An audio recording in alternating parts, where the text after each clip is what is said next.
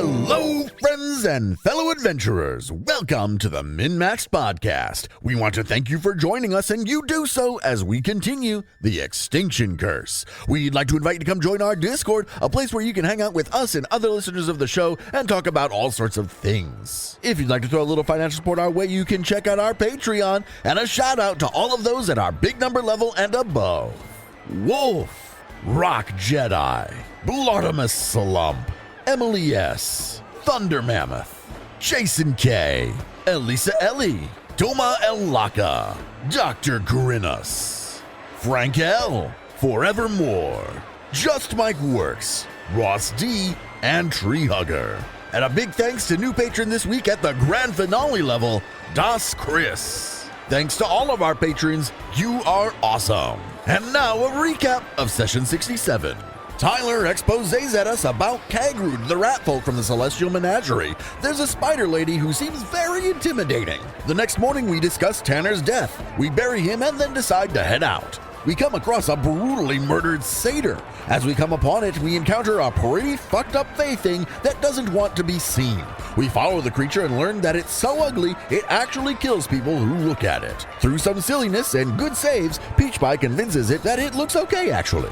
It runs off happily, likely to accidentally kill more people. Hooray! The next day we show up at Turpin Row during something called the Stump Festival, a logging festival it seems. We meet a guy named Dingo Dre, because of course we do, and he introduces us to the leader of the town, who is a crotchety asshole. Because of his crotchetiness assholiness, we cannot set up the circus, so we try to figure out what to do instead. Now I feel like we need to take over his little party. Now we'll go in and start showing off? Until the people are asking for a circus. You pissed off the wrong circus. Dingo walks over to you after coming out of Commissioner Ickener's office. It didn't sound like that went all that well, did it? About as well as you made it sound like it would go, so can't say I'm too surprised. We have other business here. We don't need to do a show. The performers might be sad. Well, I mean, I'm kind of sad. Kind of wanted to perform in a circus. Under the big top, right? You have a big top? We have a very big top. I have an idea. Dingo. Yeah? Sorry, you have a name? What's your name? My name is Peach Pie. Hi, Peach Pie. Dingo Dre. Like, I don't know, no one questions the fact that his name's Peach Pie. Like, it's kind of a fucking weird name, right? Everyone's just like, oh, cool. Alright, whatever. He's a clown, whatever. I guess. My name is a clown. I don't have a name. I'm the only person with a fucking name. No, you're right. You are the one with the most normal name. Jebediah Hickburn. Oh, fuck. None of you have names. And I got a cat named after a different animal. Jeb's having an existential crisis A about names right realization now. that I'm in the wrong group. I'm like, what the fuck? What am I doing here? Well, she's come to that realization that Turtle's actually the real player. Yeah. And now we're talking to a dude named Dingo. Dingo. Dingo. What problems does this city have? I don't know. What kind of problems are you looking for? The way these things normally work is we show up to a town, there's a problem, we solve it, we put on a circus, and move on. So I think if we could find the problem, then we could do the circus. He scratches his head. Well, that seems particularly formulaic. Not at all. Are you just looking for, like, rumors? Or, like, something specific? Whatever you have.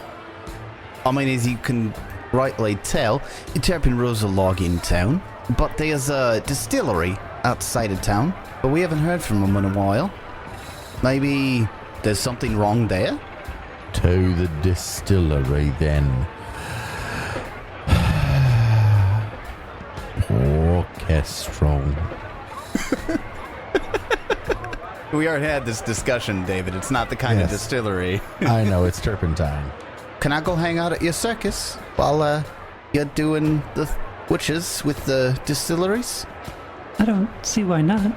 Is there a way for us to compete in your competitions? It looks like a lot of fun. In the Stump Festival itself? Yeah, do we just need to wear flannel? No, I can see how you might mistake that as being an entry requirement, but it's just a high fashion around town. No, actually, you need to be a logger with the consortium in order to compete. Oh, so just being a log doesn't work? You know, I don't know if anybody's ever asked, but I'll tell you, you'd have to pass it through Commissioner Eckner first, and given how the previous conversation went, I don't really think he's going to let you compete. So, what do you want to do? Just want to get some food? Or a drink? Well, it sounded like there was a mystery to solve. I mean, yeah, if you want to go see what's going on with the distillery workers. But we could definitely eat first. We should check on our circus to tell them that we're not allowed in town That's or whatever. fair. Or to That's camp, fair. so they're gonna have to set up camp outside of town somewhere. I want to actually what I'll do is Peach Pie will go to one of these stands that's selling a lot of food, and I'll how much would it cost for you to follow me out of town to where we have some people who need food? She looks at you for a moment, her eyes go wide halfway through it, and then you go with other people who need food, and she kind of breathes a little. Well, I can come with you. Yeah, sure. Give me 2 gold, and I'll come with you. Done. I give her 2 gold to bring her cart of many foods to our circus. She smiles broadly. What kind of food she got? You're gonna see anything that ranges from like little sweets, maybe some wafers, beef jerky sticks, fresh apples, and peaches. It's a good spread. A lot of fresh local food. So you all head back out to the circus that you kind of directed to just wait outside for a little bit, if I recall. Oh, actually, can I get a beer cart too? A beer cart too. Yeah, And you're gonna have to go talk to somebody else on that. I go find a beer cart. How much for you to come with me and go sell beer to many people? Brushes his beard with his hand. 3 gold. I give him 3 gold. So I give her 2 gold, him 3 gold, and once we're there, I will pay for everybody's meals. Sounds good. I will give them however much they need to pay for however much our circus eats and drinks. How much gold do you got? It's food. I mean, I've got like 268 gold. I can't imagine it's going to be that much. Whoa there, Jeff Bezos. Peach Bezos. Peach Bezos. When you get back out to the circus, which isn't, set up or anything, the professor, after you tell him that you're not allowed to set up in town, he says, "Oh, that's unfortunate. Do you want us to just set up out here? Like set up with the tent? Or without it?" To respect the town's laws, I believe we should not set up the tent at this point. We do have to set up somewhere, though, so go ahead and set up camp. All right. Godarn found out some interesting information while he was in town. Oh, yeah? It seems as though that none of the people from the local distillery have showed up to the Stump Festival. Seems odd. Yep, we're aware of that. Oh, he kind of glances, his eyes dart back and forth. Well, he did also find out that the old forest tower is somewhere northeast of town. But apparently no one goes there because it's cursed. There's something about if you look too closely at its light, you turn into a monster.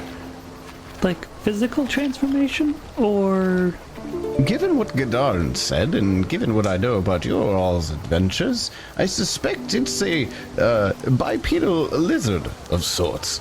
Well, lizard folk aren't monsters, you racist. Talking about Zolgath's Jebediah. Goodness. Oh, shit. so the people turn into Zolgas? I think the people are misconstruing Zolgath's sightings in their proximity to the tower. That makes more sense. Well, and likely the Zolgas kill the people that approach the tower. So there's no returning. another interesting bit. Apparently, there were 2 local citizens here in Turpin Row that died unexpectedly within the last day. Though the commissioner seems to be attempting to keep it quiet with pomp and circumstance of the Stump Festival, if you will. Apparently, both of the people who beforehand were fit as fiddles prior to, and just up and died. Apparently, the only thing that was specific about the 2 bodies is that their noses were sort of gashed and they were bleeding from them. Oh yeah, I forgot about that. Was part of their brain removed? I don't know. I didn't get a coroner's report, unfortunately. Just hearsay. It's a lot of hearsay for a few hours. So these are the 2 people that died, are the ones with the missing noses? Not missing noses, but Well, like sorry, like, gouged yeah. nostril holes, yeah. They're like a coroner, or their body's probably gone.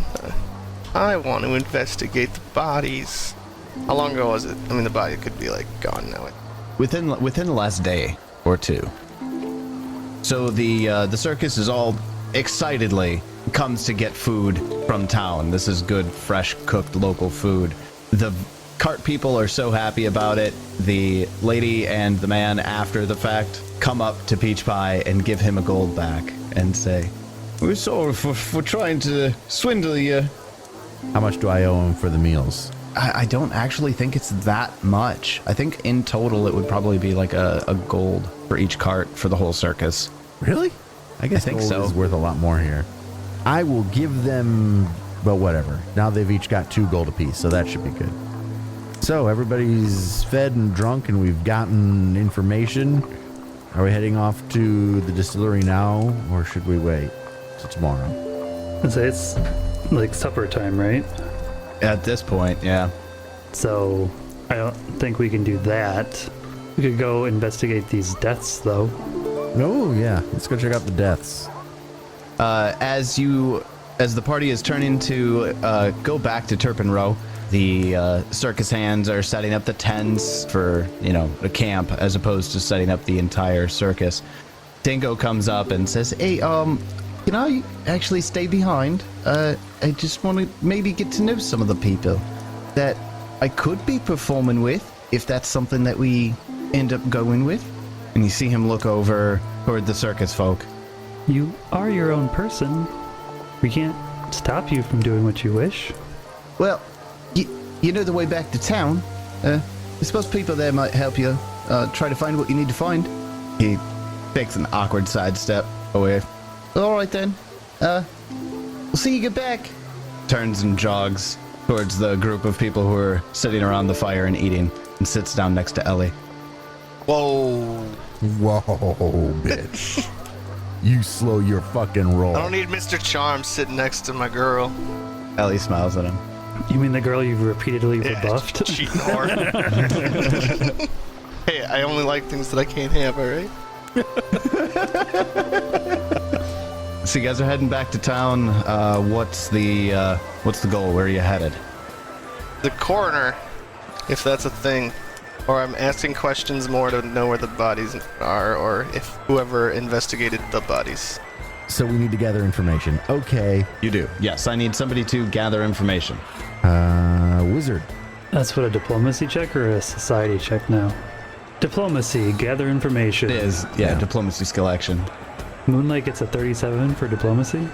So it takes a little asking around. After talking to some people, you basically have 2 options from what you can tell. You can either go to the local Pharasman cemetery and see if you can find out if the bodies have been interned already, or talk to Commissioner Ickener again. But there's also an Abadarian clergyman here named Yameg, who is pretty involved with the local law affairs that may be able to assist as well. Did you say Abadarian? I certainly did. Just for the memes, let's go visit that person. But Kestrel and Savatri are gone. It's not going to go nearly as badly as it did last time. We'll see. Have you met the Wiz? Have you met Abadarian clerics? Seriously. What's wrong with the Abadarians? They're douchebags.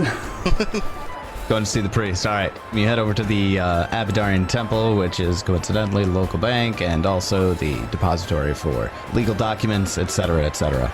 The large ornate doors with the key of Abadar on the front are currently closed.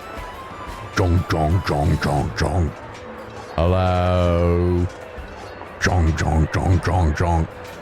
Hello. You hear some shuffling and big creak and as he pulls the door open. This man, Ooh, he's got a picture. That guy looks slimy. Yeah, he looks like a douche. Slimy. Yameg Hendry. He comes to the door. He's wearing his very fine cut robes. Of course they are. Of course they are. In emerald and other forest greens, and a large golden badge of office and the Abadarian key on his breast. He is a shorter man. He is staring right at Peachpie's chest and slowly lifts his head and raises his eyebrow simultaneously while he looks up at Peachpie and goes, "Can I help you?" Moonlight will just be like, oh, down here. he turns and slowly looks down at Moonlight. And he kind of takes a step back from the door, opens it up a little farther, and he gets a good look at all of you. And looks around at who he thinks he should address, and he looks up at Peach Pie, being the only human in the group. "So how can I help you, clown? I don't exactly have time for you circus people. I have important work to do." I said I was down here. "Oh, I'm talking to you then." Yes. "Well, Me. hello. My name is Yameg Hendry. How may I assist you?" Well, we heard you might know something about the two people that died with weird things that happened to their noses. Wait, how exactly would you know about that? Talkative people in this town, a bunch of chatty Cathys. How did you find out about this? And do you even know their names? No, that's what we're here for. We're here to find out more information. What exactly do a bunch of out-of-towners have any interest with two local folk? Well, we happened to come across something similar on the road as we entered town. Give me a diplomacy check. 31. Considers for a moment. That is extraordinarily odd. They died in a very strange way. Well, yes, this one appeared to have part of its brain ripped out through its nose. Interesting. I hadn't noticed anything. He looks down for a moment, and he quickly looks up. I mean, I hadn't had a chance to really look the bodies over before they were interred. You see, the Stump Festival demands a lot of attention and time, as Commissioner Ikono will tell you. I don't think he's going to tell us much of anything. Oh? He doesn't really like us. He kind of looks you up and down. Do you want to examine the bodies? That was the hope, but it sounds like he said that they've already been interred. Well, no, we sent them to be interred. I don't know if I'm trying to think of a derogatory term for a Pharasman gravedigger, but that just seems like blasphemy, even from an Abadarian priest. This is the weird thing about knowing gods exist. Like, belittling another one is like, but they're also Why would a you god. do that? Yeah, exactly. Yeah, and particularly for asthma. Yeah. Judge Pharasma and then pass through her gates after you die. Let's see what You happens. did pretty well, but you said I was a bitch once, so hey ya. Another soul to feed Asmodeus. Asmodeus, by the way. The Stump Festival is quite the highly anticipated event in Turpin Row, and pulling people away from the festivities to get with any sort of business that is important work to do. And I don't know. If you'd like, you can go talk to him. His name is Dandy. Dandy. Is his first name Popper? No, not Popper Dandy. Now, if you'll excuse me, I have very important work to do. Where would we find him? He would give you some quick and terse directions to the local gravesite, which is just outside of town, not very far away from where you are, actually. In a very, like, derogatory way, Moonlight will flip him a go and be like, since I know this is so very valuable to you, and walk away. He snatches it out of the air with cat-like reflexes and stuffs it into his robes before you even get your sentence out. And as you do, his eyes go wide and you see that moment, and then he narrows them at you and backs up and slams the church doors in the party's face. Well, that bridge might have just been burned, but it was worth it. Well played, boss. Kestrel would have been proud. Yes, I do remember Kestrel's feelings about these people. Little tear. Raindrop turns on. Well, let's go talk to this Phrasman gravedigger. All right, so you all kind of head out to the outskirts of town here. You find out relatively quickly that the Stump Festival and most of the performances and contests of skill being done has devolved into drinking in the streets. And it's loud, it's raucous, and they're having a good time. A couple of harmless fist fights happening in a circle on the streets towards the edge of town here. When you walk up to the gravedigger site, it's just a simple wooden fence, and there's a simple shack in the corner with the spiral of pharasma on it, and a man wearing a ragged brown outfit, trousers, shirt, with a shovel next to him, kind of leaning back on the fence, drinking and watching a nearby fist fight. Moonlight will approach this man. Got a shovel, I have to assume he's our guy. He holds his mug down to you. He goes, if I told you you could have a drink of this, what'd you do with it? You don't want to know the answer to that. All right. Hey, folks, I've never seen you around here before. I suppose we would stick out, wouldn't we? Oh, you stick out real nice. Especially with the tall guy in the makeup and Hey, I look normal as hell, dude. yeah, the dwarf looks pretty normal. So, what can I do you for? Well, we were wondering if you had buried the 2 people that died recently. Something happened to their noses? He takes a long swig of his ale. He looks like he's looking a little bubbly. Stumbles a touch and looks down the ears. Goes, I didn't miss this. Yeah, no way. No way. Takes another drink. Can you point us in their direction? We wouldn't want to bother you. And he just kind of points to the shack behind him. They're posted up on the table in there. They've been gentle reposed, so they'll be fine. Perfect. Thank you. And he just kind of waves you off, and as one of the guys knocks out the other with a loud crack of his jaw, he goes, yeah! With everybody else that's on the street corner. And they leave you alone to go check out the bodies. Would anybody be offended if I went and took part in the fighting? You don't want to check out some dead bodies? I've seen plenty. You do you. Alright, you knock them out, bud. Just try not to kill any of them. You are quite strong. Okay. Are you sad about that? Damn it. Damn it, the boss says I can't kill him. Alright. Don't hold back. For everybody who's going to check out the bodies, you walk into a small hut with shelves. They're almost like they're catacombs is what they are, but they're made out of wood. Everything in this town is made out of wood. And there are 2 like sliding shelves that have white cloths draped over 2 bodies. And you see the toes sticking out from the bottom. There's a tag attached to the bottom of one of them. I investigate the nose holes. 35. 35. Jebediah is able to determine, with the circumstance bonus, because he has in fact seen this before, these 2 humans died the exact same way, minus the spike in the chest from internal bleeding and the brain being removed through the nasal cavity. And again, the pituitary gland specifically. I know all about glands. Right up for Jeb's alley. Brain science. Do I know check or like would I know of like anything that needs these type of things? Or like that we would want it? Probably not. No. They call it Calcac? I mean, knows anything about brain people? I'd like to phone a friend. Cause I guess now cool, I know. But like, Is there a check I can do? I can't remember if I ever made a check on that. you can confirm your suspicions. You would be giving me a medicine check. Jeb gives nature because it replaces medicine. But yeah, give me a medicine check. I will not give you a medicine check.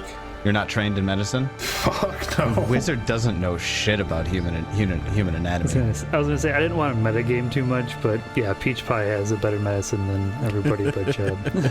Like, I'd explain everything to him. I'm more so curious if he knows of any creatures. I don't really need him to do a nature, like a check. Like, Jeb knows why it's dead. Do I know what would kill it? Okay. What in nature or occult would I've got an want idea, that? but give me a sec. I also detect magic.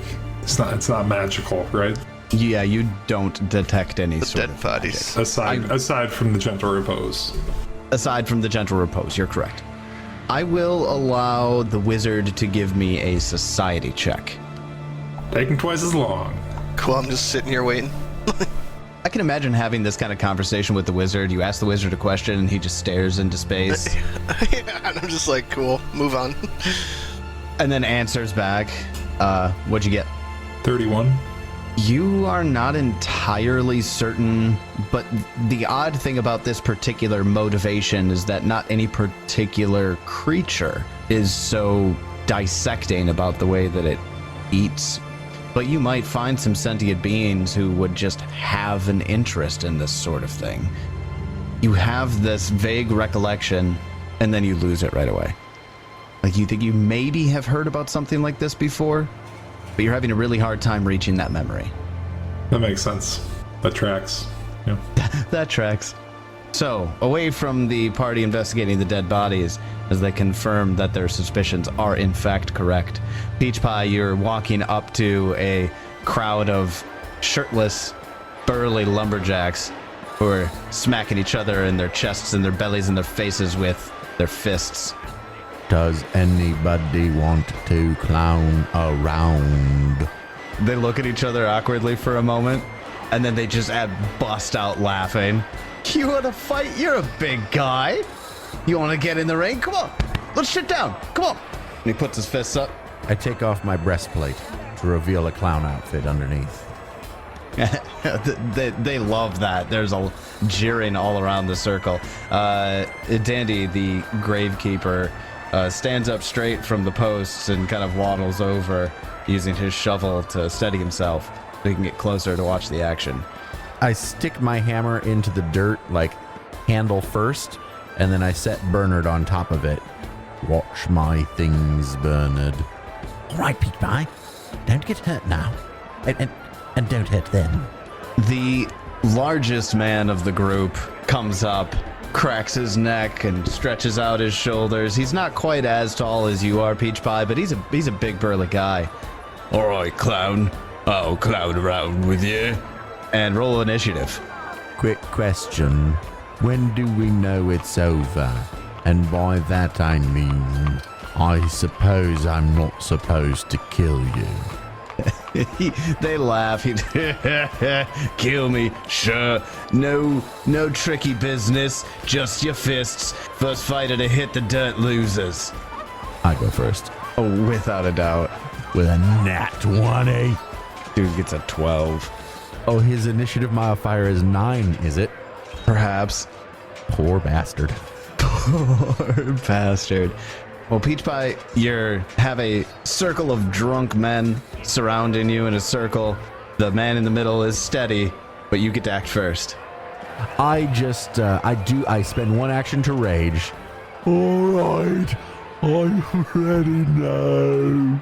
And then I move up to him, and then I punch. And I get a 39. That's a critical hit. Yeah.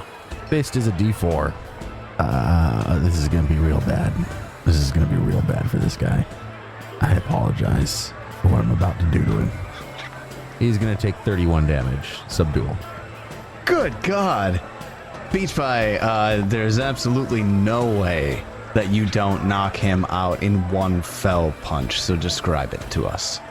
Well, as I had mentioned, Peach Pie gets very sad and moves up to this guy and just a big wild haymaker. And I have to imagine it's rather frightening. Probably he's not able to react as quickly as he would have liked. And his head snaps back. He vomits as he's falling backwards, and doesn't even twitch after he hits the ground. And all the cheering and the jeers and the laughter dies immediately. And one of the men goes down, goes, Jared! And he starts checking him. He's still got a pulse. And he looks up at you. He looks terrified. My rain cloud turns on. All right, I'm done now. Come see the circus for more thrilling adventures. And I go pick up my stuff and walk away. The whole group is just slack-jawed as they watch you walk away. That was fantastic. David, take a hero point for that whole exchange. I loved Yay. it. It was phenomenal. I hope he shows up to see the show. And he's just, where's that fucking clown? All right. Well, as Peach Pie is walking back toward the grave area, Danny's kind of chuckles to himself a little bit and leans back against the fence. He goes, "You're pretty strong, clown. That was good. You said you got a circus?" Yes, the circus of wayward wonders. Icarus gonna let you put that up? Yes, Well, actually, no. I'm telling him yes. Okay. He just doesn't know it yet. We were very persuasive. I feel like David fishes for you to give him a reason to give you a reason to ask for a bluff check. I'm not. I just feel like I'm just gonna plant the seed. It just feels like a good strategy. He did, and I'll tell you this much: I do recognize that you have done that, and I've decided that he's too drunk for it to matter. Perfect.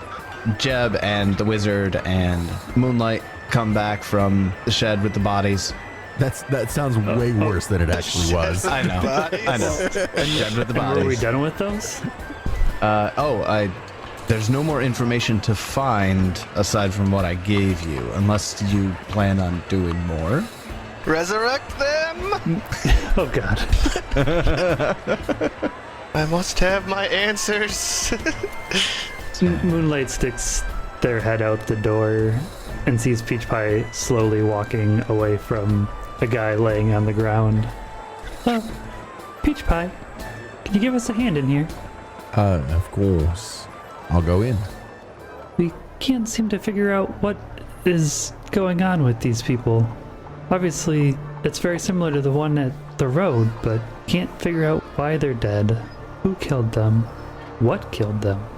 I could certainly take a look. And I'll make a medicine check. I get a 34. Beautiful.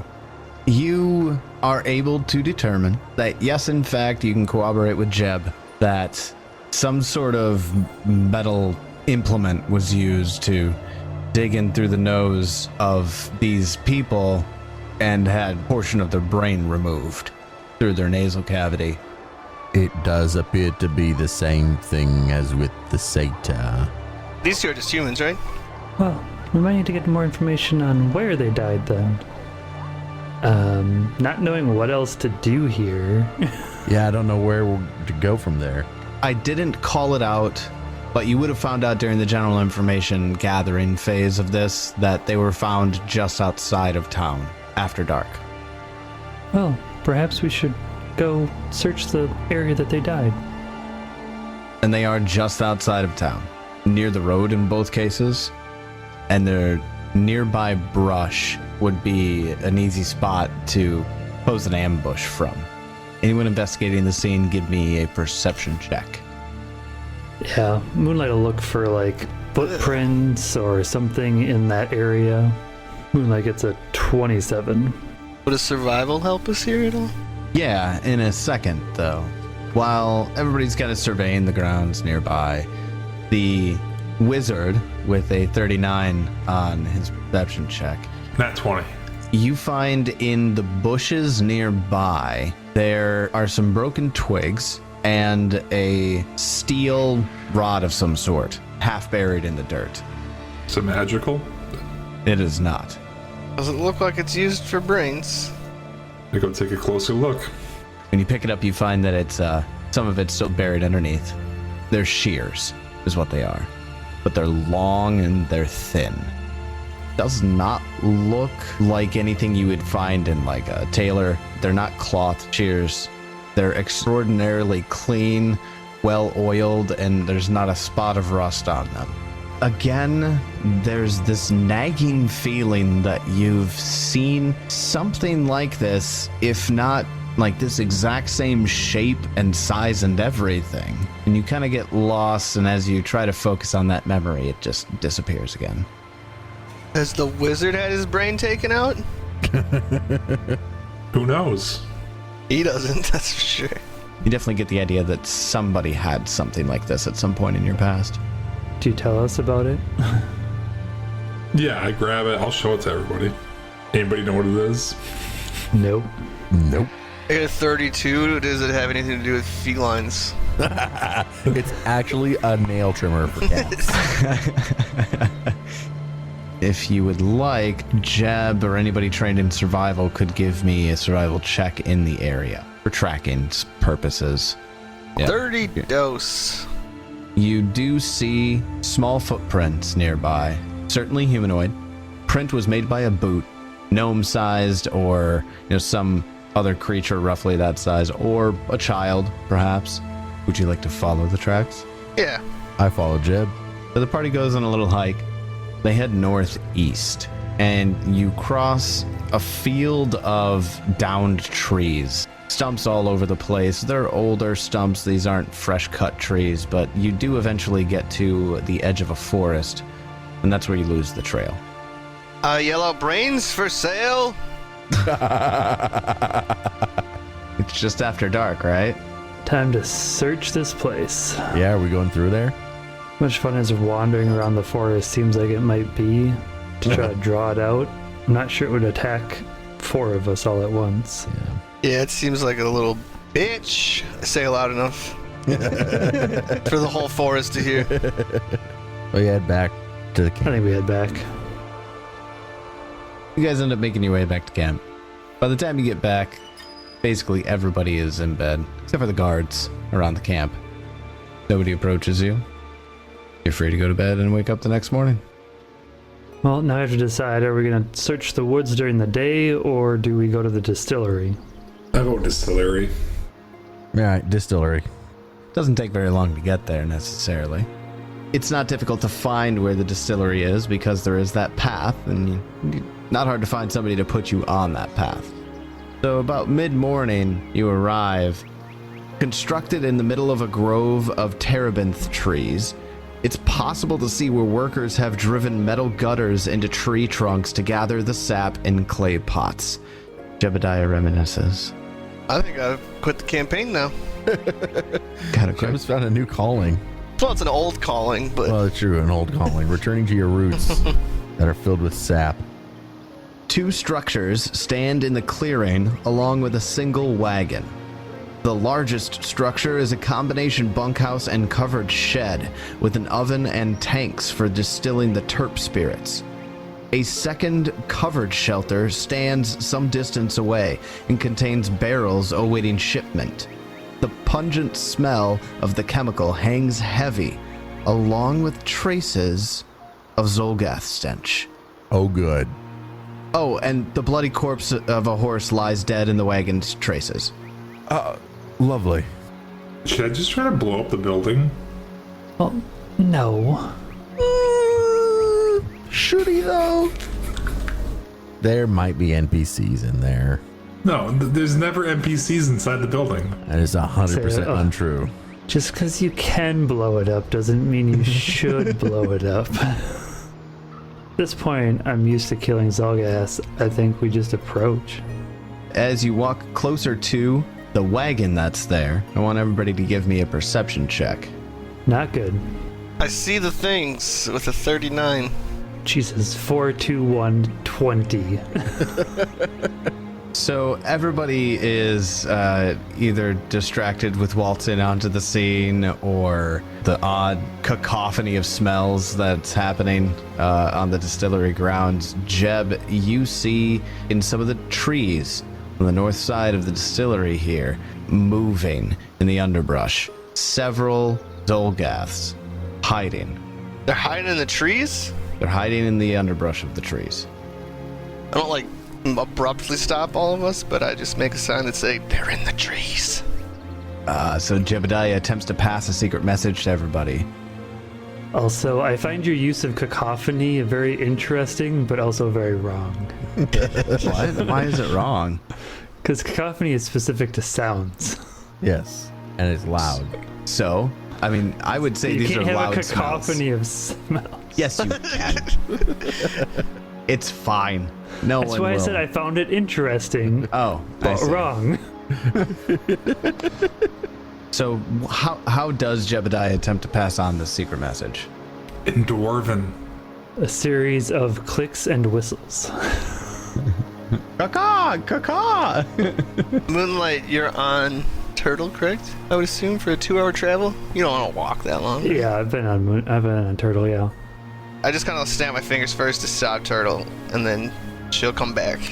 And I hope that the others realize that I've turned back Turtle, and then I'll do a little head nod to Peach Pie towards the trees. And he'll be like, in the trees!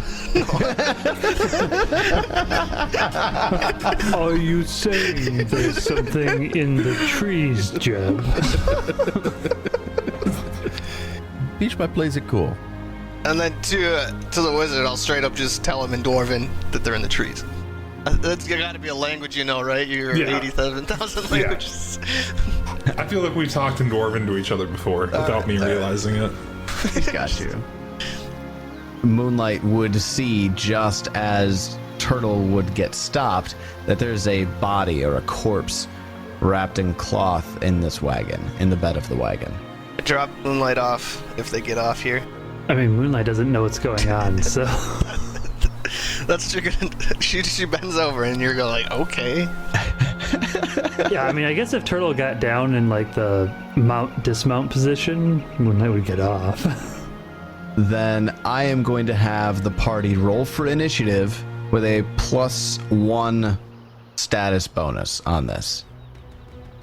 The Zolgaths aren't making any movement toward you all. Jeb, you kind of have eyes on them. The one that's at the top of the order is going to delay, which means the wizard will start us off. Do I see any of them? You could spend an action to seek. I don't want to seek. Which way was he pointing? I probably didn't point anywhere. I probably just told you specifically, hey, to the left. On your left? Dwarven equivalent for 2 o'clock. I quicken cast gravity well into the trees. Burst. It's a 30-foot radius burst. So you're gonna try and pull everybody out towards you? So you can choose where you center the burst. Yeah, I just center it on a corner, right? Great Or intersection. Yeah. Gonna be a lot of reflex saves that are about to occur right now, yeah? Yeah. I Like, only. above the ground, on the ground. Yeah, I'm curious about that. You're gonna pull it all... I want to pull them all directly down to the ground, so it'd be like on the ground, 30 feet. Well, how tall are the trees? Be like 20 feet tall. If you pulled them up, 20 feet tall. they might just fall. I'd have it like level with like the bottom of the tree line.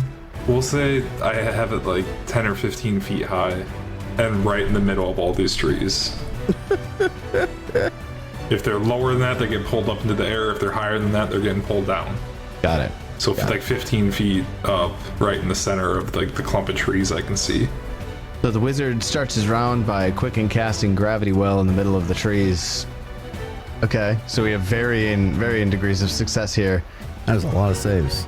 We've got 1, 2 critical failures, 1 regular failure, and 3 successes. Out of the 8 Zolgaths that are hanging out in the trees, the wizard manages to catch 6 of them.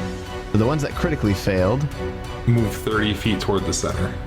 in this first tree, one of them just falls out after the spell is done. So he's going to take 5 points of fall damage and is prone. The other one that critically failed was in a different tree and gets pulled bodily from it and smacks into one of the other trees. And gets impaled on branches. He's also going to take 5 damage as he falls and hits the ground and falls prone. Regular failure is 15 feet towards it. But he's going to do the same thing that number 1 did, which is lose his grip, fall after being pulled to the tree, and fall prone. Take 5 5 feet of damage. And the successes all move 5 feet toward the center. And that's everybody else. 4 Zolgaths pop out of the tree and fall to the ground, and they land on their asses. Otherwise, the rest of the Zolgaths that are in the trees are making sounds, and the wizard can hear them going, "Oh shit, oh shit!" They're being pulled towards the center of the gravity well.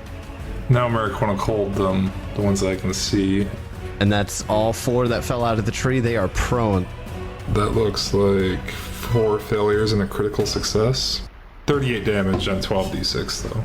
All right.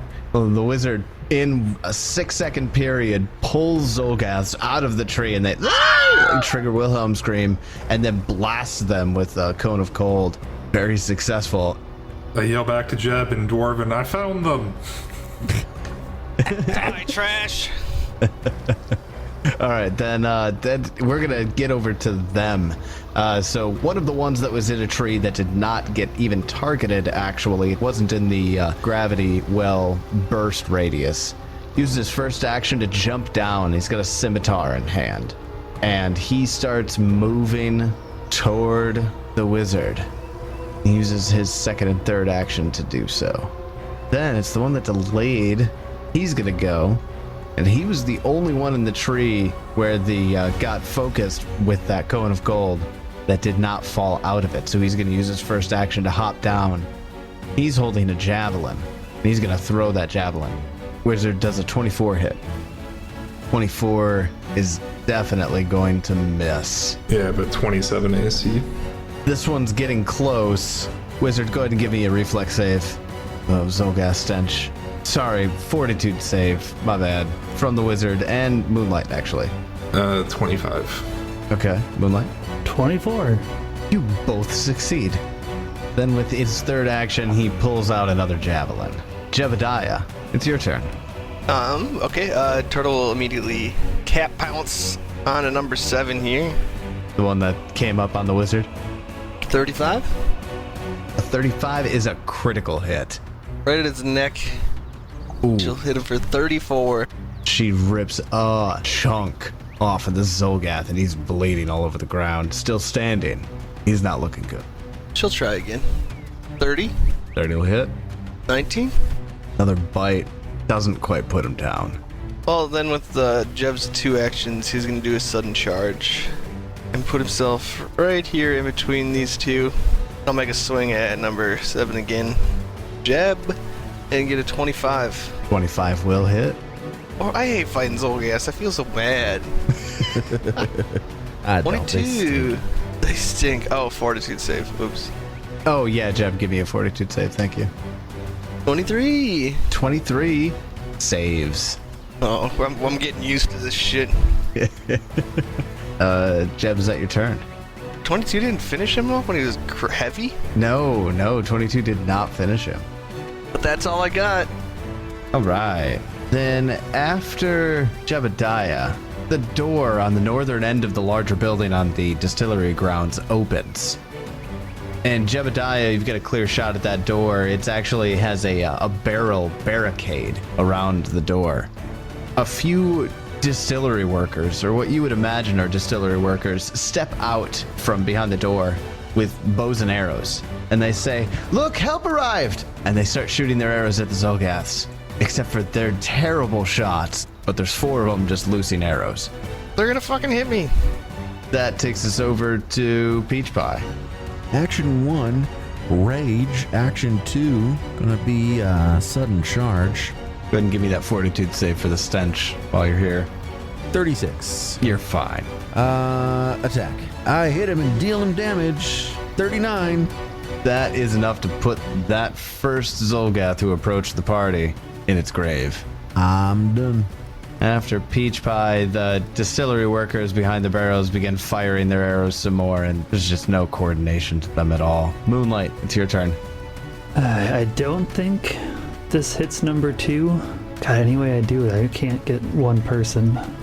I would have done some spells. I didn't know we were only doing AoEs. Apparently. I wanted to swing that axe. Okay, so I can target 8, 1, 6, and 3. Okay. I will need fortitude saves from them. All right, so that's 4 of the Zolgaths here. Ooh, 2 critical failures and 2 regular successes. What spell are you casting? This is one of my level 6 spells, Vampiric Exsanguination. Oh, criminy, is this vampiric touch in cone form? Yes. Hell yeah. Tell me Yes, about it it. is.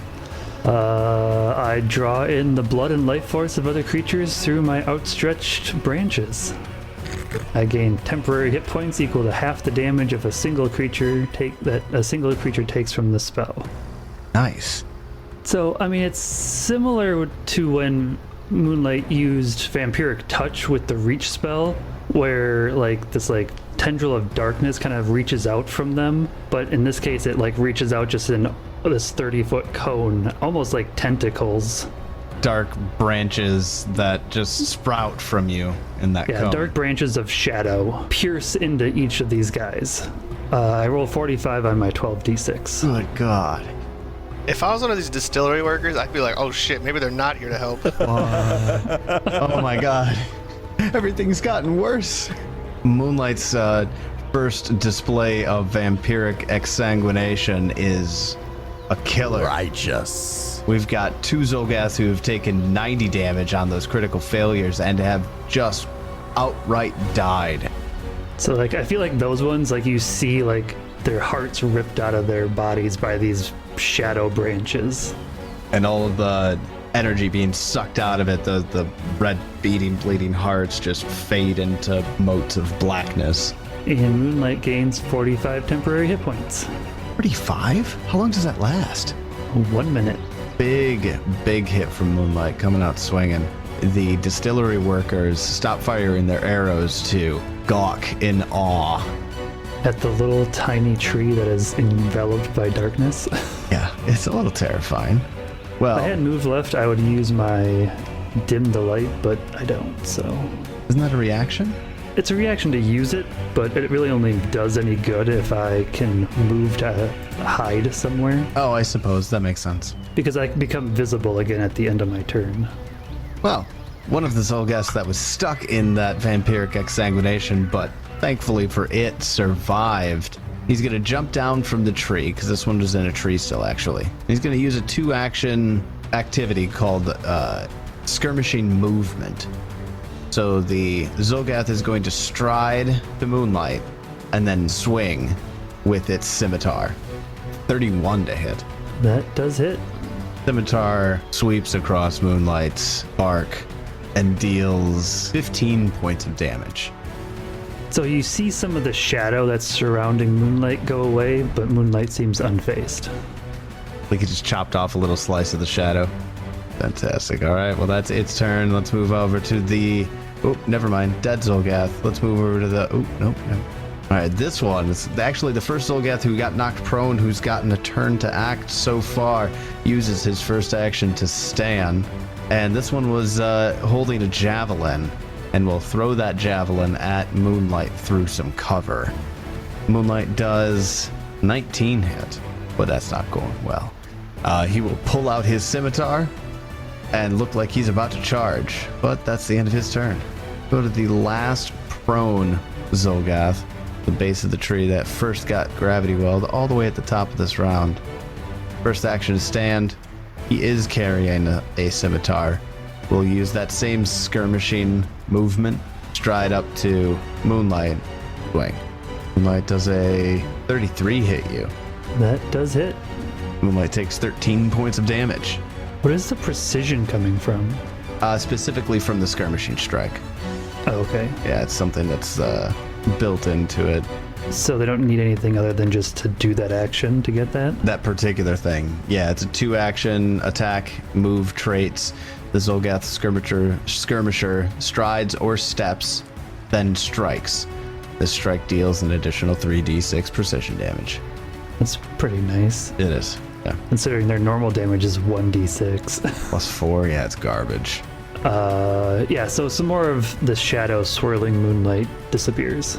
And the Zolgaths look bewildered and slightly afraid.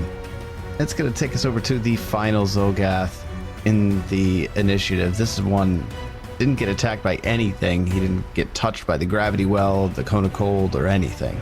Hops down from his tree in the back. Second action, strides up a little closer. Does a 26 hit with a javelin. No. All right. Use its third action to pull out a scimitar and get ready to charge. Brings us up to the top of round 2. Wizard, your turn again. I am going to drain bonded item level 5 to bring back Cone of Cold. Then I'm going to move up closer and do a Cone of Cold on the 3 I can see. So the wizard kind of moves up towards the past the front lines and looking at the back line, hits the back 3 with the Cone of Cold. Reflex saves, we've got 1 failure and 2 successes. 34 damage. 34. Garbage Right. rolls. Yeah, I'm not doing great. Like, just throwing spells at them. As I say, you've done 2 12d6 and each have been in the 30s. My 12d6 was 45. That is my turn. All right. And then after the wizard, the distillery workers are hardly even drawing their bowstrings at this point, just staring at all of the magic flying around. It's going to take us to the Zolgath that Jeb charged up to. He uses its skirmishing movement to take a 5-foot step back a little closer to its compatriots and make its scimitar attack. Jeb, does a 31 hit you? Yeah, dude. Jeb, you are going to take 21 points of slashing damage. He cuts you as he sidesteps with you. And with his third action, he's going to swing with the scimitar once more. You need a 20 to hit. No. Then Jebediah. There are 5 Zolgath standing. First off, Turtle's gonna jump over number 1 to strike at 1, I guess. Cat pounce. And we'll see what a 30 does. 30 hits. 17 damage. We'll attempt a second bite at 18. 18 will miss. Alright. Jeb will just stay where he is and strike at 5 with a 36. 36 crits. He's probably gonna die. Bye, buddy. That is the shit for rolls for me. 33 damage. 33 kills him outright. Jeb cuts this one open. These 2 are still in trees, or are they on the ground now? No, all of the Zolgaths are on the ground now. Alright, I'll just display my dominance and stand right up next to them. Just gonna use your last action to step up to him. That's it. Well, the distillery workers start shooting their arrows again. They're trying to be really careful not to hit Turtle or Jebediah, who are both kind of engaged with and around the remaining 4 Zolgaths. I just yell, will you stop? We got it. They all hesitantly lower their bows and... As one like lands like right next to my foot, that's when I'm like, no. You're done. Meekly follow orders from Jebediah. Peach Pie, your turn. Sudden charge back up around this one that's to Moonlight's east, and doesn't look like much has been done to him yet. Take an attack at the end of that sudden charge, with him being flat-footed, because I am now in flanking. And we will get a 31 to hit. A 31 hits. We will deal him 35 damage. Hey, Big that's more than my crit. And we will attempt to attack again. You did roll shit balls on that crit. Yeah, it was pretty bad. And we'll get a 21. Fuck it, I'm using my hero point. Oh, I doing want it. to kill this One thing. of 2 of them. That's right, I've got 2. Keep going. That's You hit. Never that's mind. a hit, 23, and it hits. 23 hits. And we'll deal him an additional 35 damage. 35 damage. This guy has not been hit yet, but he's getting smacked on repeat right now. I'm done. Moonlight, you're up. Alright, rules question. Sustain a spell says you have at least 1 spell active with a sustained duration and you are not fatigued. Okay. Does that mean I can cast and sustain it in the same round? Because, I mean, this spell has the first time each turn you sustain the spell, the radius increases by 5 feet. I suppose would technically track. You would still have to sustain the next round as well. Correct. Yeah, I see no reason why not. I mean, sustain a spell is a single action. It's a special activity, but it doesn't have any restrictive traits except for concentrate, but that's not restrictive to moonlight. Requirement's pretty straightforward. If you spend the first 2 actions casting a spell with the duration of sustain, that meets the requirements of having 1 spell active with a sustained duration. So, yeah, I say go nuts. I mean, that seems to track to me. Tracks, yeah. I mean, that's interesting. You're right, because think of like Bless, for example. Right, Bless is another example of what I'm about to do. This one's called Consuming Darkness. It's my level 5 focus spell. Okay, then. And what it does is, it's a 10-foot emanation. Your shadow wriggles before spreading out from you, forming a gateway of clinging, consuming shadow through which the horrors of another plane can barely be seen. Yep. Targets are only enemies in the area. No shit. So it's just like extensions of Moonlight's shadow reaching out through where it's at on the ground and like holding them down, or does damage? What exactly happens? So the first time each turn you sustain the spell, the radius increases by 5 feet. Each enemy that enters the area or begins its turn in the area takes 2d6 negative damage and must attempt a reflex save. And does So the I would reflex think save against that 2d6? Yeah, Save versus it? Okay. and other things. Oh, and other things. Okay. Is that your turn? Yes, all 3 actions. So I cast and then sustained. One of the distillery workers darts back into the distillery, which takes us over to the 2 Zolgaths who are sort of oblivious to what's happening just behind them, with their compatriots being sucked into the shadow because these 2 are occupied with Jebediah. The one's going to use its special action to stride.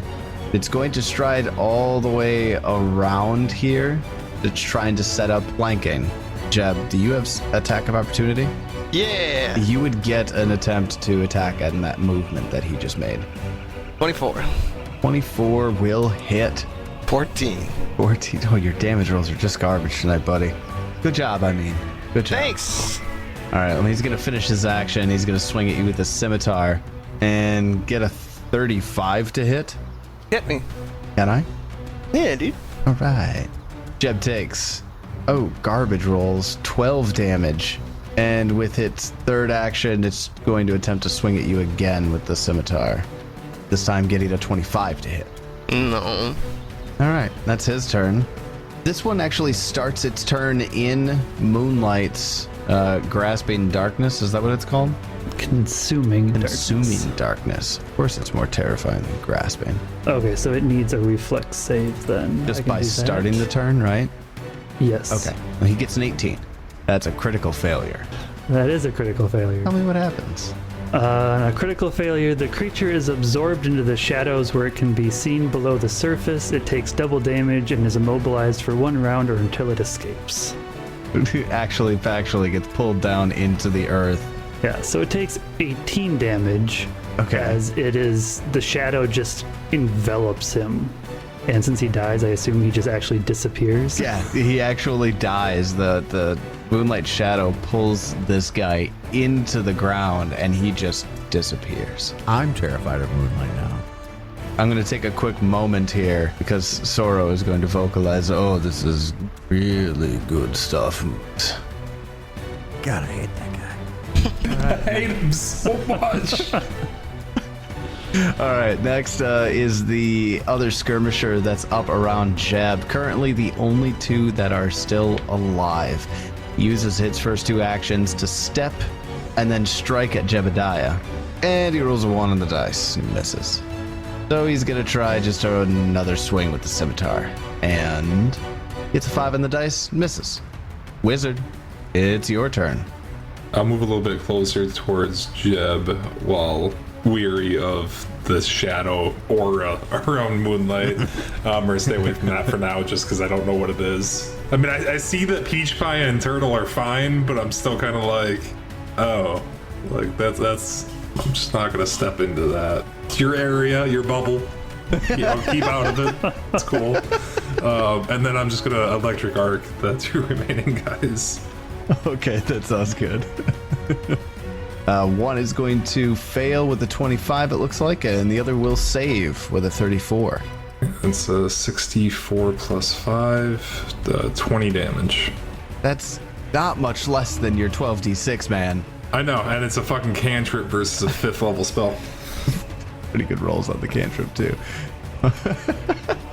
All right, so that arc electricity goes between the two of them, passing over top of Jebediah's head.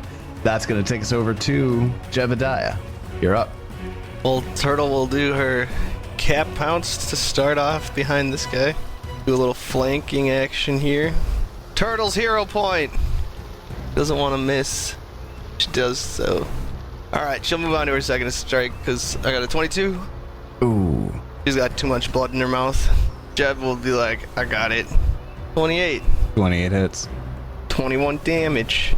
We'll try another swing with 21. 21 Miss. misses. Alright. I'm good. After Jebediah, Peach Pie, you're up.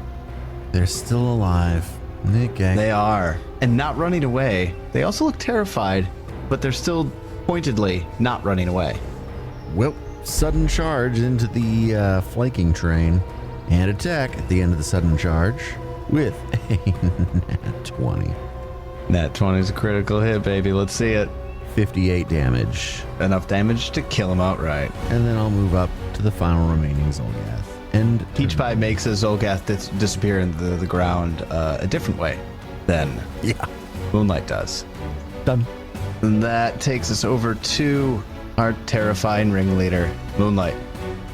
Yeah, let's see. I think Moonlight will move. Well, it needs to give a reflex save because the emanation enters their area, right?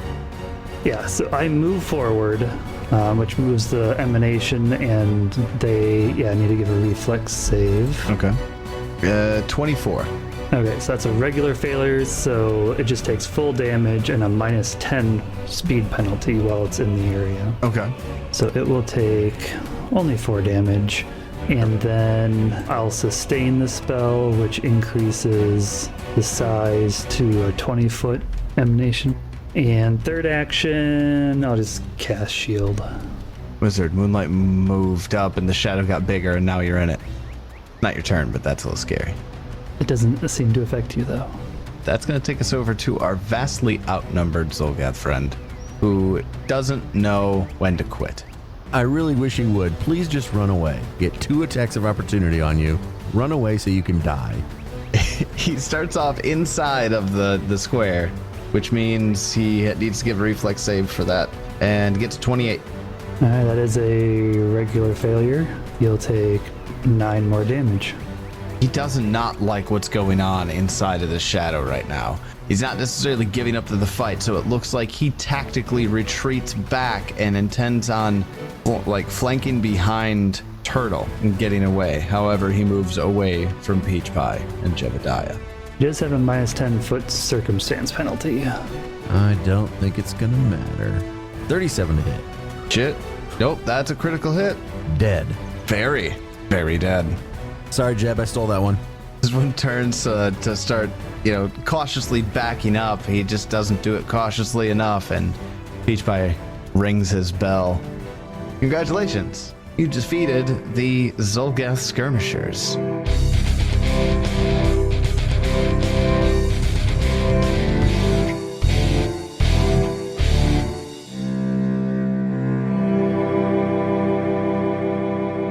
Nothing like reaching a higher level and having a horde of enemies thrown at you, which you may have struggled to face only a few of before, but now you cut through them easily. Really gives your characters that sense of progression and escalating power. Well done, Extinction Curse. What cool things will we run into next time? I'll bet we'll be talking to a bunch of distillery workers. Find out when we continue the Extinction Curse. And until then, may you have many great adventures of your own. It's your turn.